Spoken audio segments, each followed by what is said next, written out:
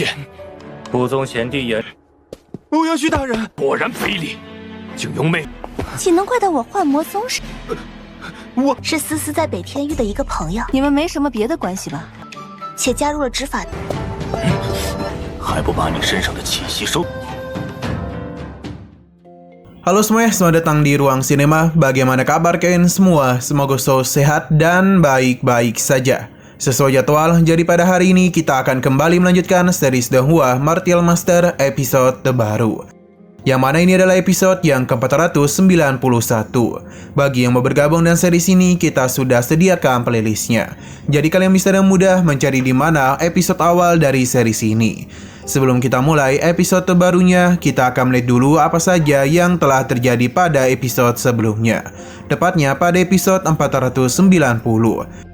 Di hari Selasa kemarin, kedatangan para gadis cantik dari Sekte Iblis Ilusi benar-benar telah memukau para pria di sana. Bagaimana tidak, kecantikan yang Chen Sisi dan yang lainnya tunjukkan seakan-akan membuat para pria di sana tenggelam oleh pesona mereka. Selain itu, kemungkinan di sini salah satu dari gadis itu telah menggunakan sihir pesona yang sangat kuat. Jadi ketika mereka sadar, orang-orang ini sama sekali tidak tahu kapan mereka terjebak oleh sihir pesona. Di sini Chen Sisi dan juga Qin Chen akhirnya saling mengenali satu sama lain. Alasan mengapa Qin Chen baru menyadari Chen Sisi karena yaitu telah membuka seluruh aura kecantikannya. Di tengah pembicaraan mereka itu, Ling Suo pun mencegah Chen Sisi untuk tidak dekat dengan Qin Chen. Karena bagaimanapun ia sangatlah licik. Lebih baik Chen Sisi itu berada di sampingnya saja. Karena bagaimanapun Ling Suo memiliki begitu banyak kenalan di sini. Selain itu dirinya juga bisa menjamin kalau posisi ketua pavilion selanjutnya akan jatuh ke tangannya. Jadi selama Chen Sisi bisa menjadi istrinya, dia itu akan menyerahkan segala urusan pavilion Pil kepada Chen Sisi. Sekarang kita akan melanjutkan episode terbarunya.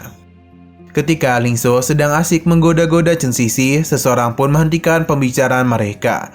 Yang mana itu berasal dari seorang pria yang cukup kesal dan apa yang sebelumnya dilakukan oleh orang-orang dari Sekte Iblis Ilusi. Dia yang sudah tidak mampu menahan amarahnya, langsung saja melancarkan serangan kepada Chen Sisi. Untung saja sebelum semua itu terjadi, Tetua Sekte Iblis Ilusi segera memberikan pelindungan kepada muridnya. Berkat kehadirannya itulah tubuh indah Chen Sisi tidak jadi terluka. Tetua ini meminta Ling Buzong untuk menahan diri, karena bagaimanapun ia adalah salah seorang tetua. Seharusnya ia tidak bertindak seperti itu karena itu hanya akan membahayakan mereka saja. Ia merupakan wanita lemah dari Sekte Iblis Ilusi. Alasan mengapa Ling Buzong ini bisa semarah itu karena ia mengingat betul bagaimana orang-orang dari Sekte Iblis Ilusi merusak keluarga Lingnya.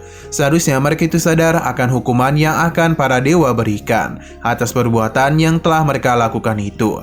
Tetua ini hanya tertawa saja karena bagaimana bisa para wanita lemah seperti mereka melakukan apa yang ia katakan sebelumnya.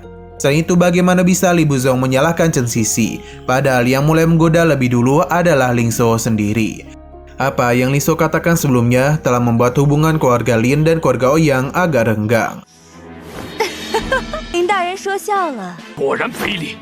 景雍妹，岂能怪到我幻魔宗上？ Sadar ia telah membuat masalah besar, Ling Suo pun mencoba untuk meminta maaf kepada Nana atas perkataannya tadi. Karena ia merasa masihlah terjebak dalam sihir pesona Chen Sisi. Ia bahkan tidak sadar telah memberikan ejekan kepada Nana. Sayang sekali, seberapa keras pun Ling Suo mencoba menjelaskan tindakannya, Nana sudah terlanjur kesal dan apa yang ia lakukan. Penjaga Nana pun meminta Ling Suo untuk menghargai dirinya sendiri dan tidak memohon-mohon seperti itu. Ling Buzong pun meminta maaf kepada Ouyang Su karena keponakannya ini telah terpesona oleh sihir dari Sekte Iblis Ilusi. Jadi tidaklah mungkin ia bisa berkata seberani itu kepada Nana. Ling Buzong pun memohon untuk memaafkan mereka sekaligus melupakan apa yang terjadi sebelumnya. Hanya saja Ouyang Su mengingatkan kepada mereka berdua kalau hubungan keluarga Ouyang dan Liang tidaklah sedekat itu. Jadi untuk apa juga mereka menjelaskan sesuatu yang tidak ada gunanya. Atas perbuatan Ling Suo itu, Ling Buzong pun membawanya pergi untuk sementara agar bisa menjauh dari Nana. 不宗贤弟言， 欧阳旭大人 Melihat hubungan mereka yang memburuk membuat Chen Sisi menjadi begitu senang.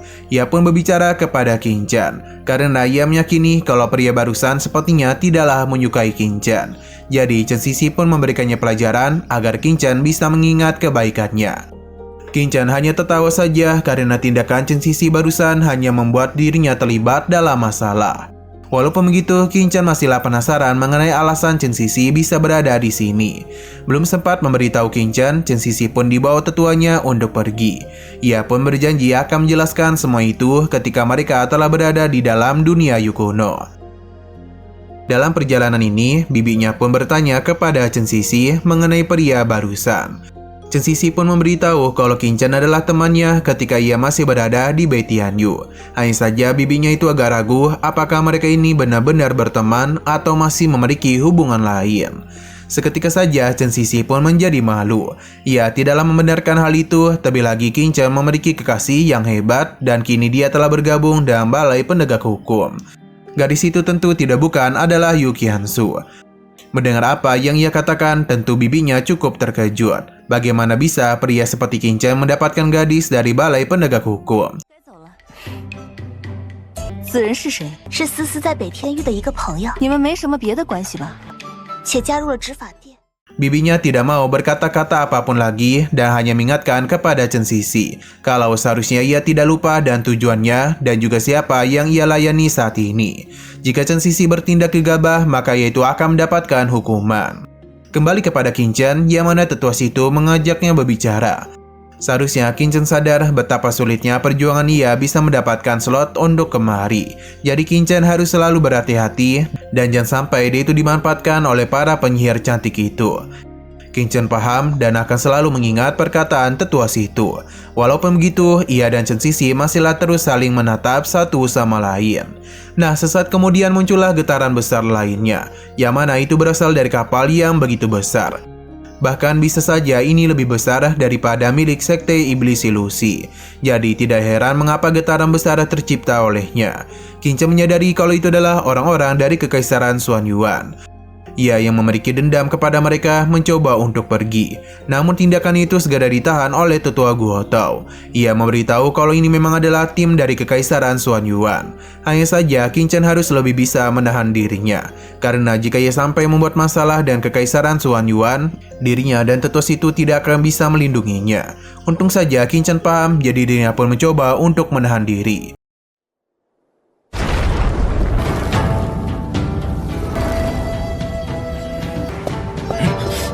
还不把你身上的气息收？ Sesaat kemudian, orang-orang Kekaisaran Xuan Yuan pun turun dan guncangan yang cukup kuat. Orang-orang di sana pun mulai tertarik dan seorang pria yang tubuhnya terus mengeluarkan petir. Qin Chen pun kaget karena pria ini memiliki tubuh petir ilahi. Orang-orang ini tahu betul ia adalah murid dari Kaisar Feng Lai, yakni Feng Yulai. Kedatangan ini sangatlah ditakuti karena bagaimanapun Kekaisaran Xuan Yuan merupakan kekaisaran pertama bela diri dari 5 kekaisaran lainnya. Selain itu, ayahnya juga adalah putra dari Feng Xiaoyu. Mendengar hal tersebut, Qin Chen pun mencoba untuk mengingat-ingat siapakah itu Feng Xiaoyuan. Sama seperti para pria lainnya, Feng Yulai seketika saja tertarik dan kecantikan yang dimiliki oleh Chen Sisi. Ia pun segera mendatanginya untuk memperkenalkan diri sekaligus bertanya siapakah nama gadis cantik yang ada di hadapannya. Namun Chen Sisi tidaklah memberikan jawaban apapun kepadanya, yang tentu saja membuat Feng Yulai menjadi begitu marah. 五域第一帝啊，风雨雷，轩辕帝国弟子，不愿告知。 Feng Yulai yang merasa tidak dihargai oleh Chen Sisi langsung saja melancarkan serangan kepadanya. Tentu saja Chen Sisi tidak tinggal diam. Ia pun langsung saja melakukan pergerakan untuk bisa melakukan penyerangan balik kepada Feng Yulai. Akan tetapi serangan-serangan itu dan mudah ditahan olehnya. Feng Yulai pun menanyakan apakah gadis cantik ini ingin menguji kemampuannya. Ini pun semakin membuat Chen Sisi kesal. Sedangkan Feng Yulai malah menjadi bersemangat untuk bisa melihat keseluruhan wajah cantik yang Chen Sisi miliki. Pergerakan pun kembali dirinya lakukan. Melihat tindakan Feng Yulai itu membuat Qin Chen begitu kesal. Tapi untung saja Chen Sisi ini masih mampu untuk menghindari serangan-serangannya. Feng Yulai pun memberikan tawaran agar Chen Sisi bisa menjadi selirnya. Sekali lagi ia pun mencoba untuk membuka tudung wajah yang dipakai oleh Chen Sisi. Mungkin jika tidak sempat, penutup wajah itu sudah terbuka sejak tadi.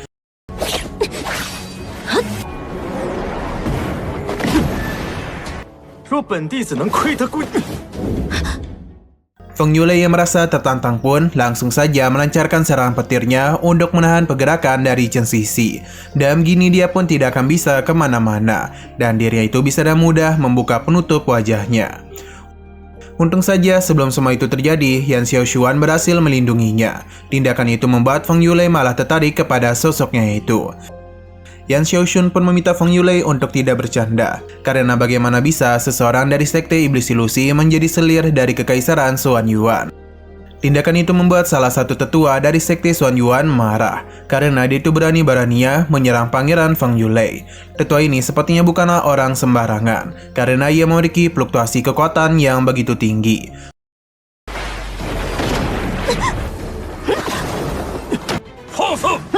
Melihat tubuh emas yang ia gunakan menyadarkan para tetua lainnya kalau tetua ini merupakan salah satu pelindung kekaisaran Xuan Yuan dan ia dikenal sebagai tubuh emas Gi Fangpo. Alih-alih takut, Yan Xiaoshuan malah menyambut kedatangan tetua ini. Ia pun berencana untuk membalas apa yang sebelumnya telah Gi Fo lakukan kepada dirinya. Serangan yang Yan Xiaoshuan lakukan dan mudah dihindari dan juga dihancurkan oleh Gi Fangpo. Bahkan untuk menyentuhnya saja ini tidaklah mampu. Akan tetapi semua serangan itu hanyalah tes yang dilakukan oleh Yan Xiaoshuan. Dengan kata lain, ia tidaklah serius.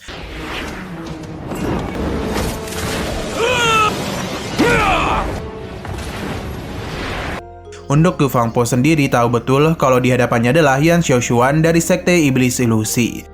Kekuatan mereka sama-sama berada di ranah Martial King. Gi Fangpo juga memuji sihir ilusi yang digunakan oleh Yan Xiaoshuan. Namun bukan berarti dia bisa dikalahkan dengan begitu mudah. Tetua Gi Fangpo mulai menyiapkan sebuah serangan besar. Saking kuatnya serangan itu, Qin Chen bersama dan yang lainnya cukup terpukau dan apa yang dia lakukan. Di saat ia melancarkan serangan berbahaya ini, Feng Lei pun menghentikan tindakan tetuanya. Ia lalu menanyakan alasan mengapa murid sekte iblis ilusi tidak bisa menjadi istrinya, padahal ia menentukan semua itu bukanlah dirinya. Yan Xiaoshuan pun mendekati Feng Lei. Ia tahu kalau di masa depan dia itu bisa saja mengambil alih posisi kekaisaran Xuan Yuan. Semua itu memang bisa saja terjadi. Namun dengan kekuatan yang Feng Lei miliki sekarang, Yan Xiaoshuan menganggap ia tidak akan bisa mendapatkan Chen Sisi. Diremehkan oleh seorang wanita membuat Feng Lei pun sedikit kesal. Sedangkan yang lainnya menjadi tidak percaya. Bagaimana bisa Yan Xiaoshuan dan begitu percaya diri berkata seperti itu di depan pangeran kekaisaran Xuan Yuan. Untung saja Feng Lei tidaklah marah dan justru hanya tertawa saja. Ia pun menjadi tertarik dan apa yang ia katakan. Ia pun memberitahu kalau ia ingin mengambil Chen Sisi sekarang juga. Dan sigap Yan Xiaoshuan pun akan melindunginya.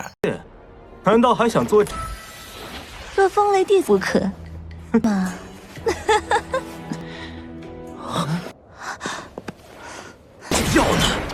Nah, setelah sejak tadi hanya menonton, Qin Chen pun mulai berbicara. Ia menganggap Feng Lei ini sedang dipenuhi oleh hawa nafsu. Apakah tidak ada wanita di kekaisaran Xuan Yuan sampai-sampai dia itu bisa berbuat seperti ini di hadapan semua orang? Chen Sisi merasa senang dengan tindakan Qin Chen. Berbeda dan ketua Guo Tao yang langsung panik, karena Qin Chen telah berani berbicara sembarangan di depan pangeran kekaisaran Xuan Yuan.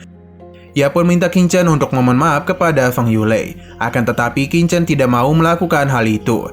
Alhasil hanya Guo Tao saja yang meminta maaf atas tindakan murid dari wilayahnya, karena dia itu masihlah belum mengetahui peraturan yang ada di sini. Bukannya berhenti, Qin Chen malah kembali berbicara, karena ia menganggap tindakan itu sama sekali tidak salah, karena Feng Lei telah berbuat cabul kepada seorang gadis. Lantas untuk apa juga ia meminta maaf? Ia pun penasaran apakah seseorang yang memiliki posisi setinggi ini bisa bersikap sembarangan kepada orang lain, yang seakan-akan ia itu tidak takut dengan hukum langit. 向风雷弟子道歉。雷弟子，此次刚，我说错了吗？ Apa yang Qin Chen katakan itu tentu saja membuat Feng Yulei marah besar. Terlebih lagi dia itu tidak berhenti untuk membicarakan dirinya yang bertindak begitu arogan. Pada akhirnya, Gi Fangpo pun sudah tidak bisa menahan diri lagi, karena pangerannya itu terus saja dihina. Namun sebelum ia melakukan penyerangan, Qin Chen memintanya untuk berhati-hati, karena tindakan itu bisa saja menghancurkan pintu masuk ke alam Yukuno. Selain itu, tindakan Gi Fangpo sebelumnya telah membuat tempat ini bergetar secara terus-menerus, bahkan juga telah menciptakan sebuah kabut. Alih-alih takut, Gi Fangpo malah menganggap perkataan Qin Chen hanyalah omong kosong belaka. Ia pun berjanji akan menghabisi Qin Chen karena telah menghina kaisarnya. Untung saja Tetua Gua tahu dan cepat melindungi Qin Chan. Akan tetapi ini tidaklah menghentikan tindakan dari Tetua Guofo. Ia akan kembali melakukan penyerangan kepada Qin Chan.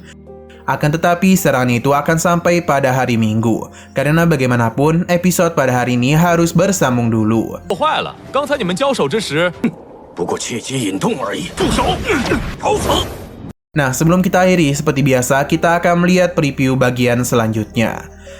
Sesuatu pun mulai terjadi kepada pintu alam Yukuno. Ketahanan pun terus saja dirasakan oleh orang-orang di sana. Bahkan ini berlangsung cukup lama. Semua itu terjadi karena pintu alam Yukuno akhirnya terbuka juga. Sosok pria pun keluar dari sebuah portal, yang mana kemungkinan dia adalah penjaga dari alam Yukuno ini. Ia pun mempersilahkan para jenius lainnya untuk bisa masuk ke dalam sana.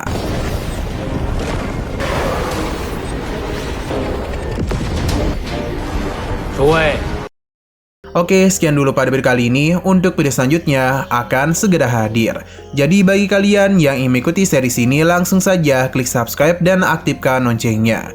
Terima kasih yang sudah menonton video sampai habis. Jika kalian suka pada video ini, klik like dan share ke teman-teman kalian tentang channel ini. Dan ditunggu aja kelanjutannya. Oke, sampai jumpa di video selanjutnya.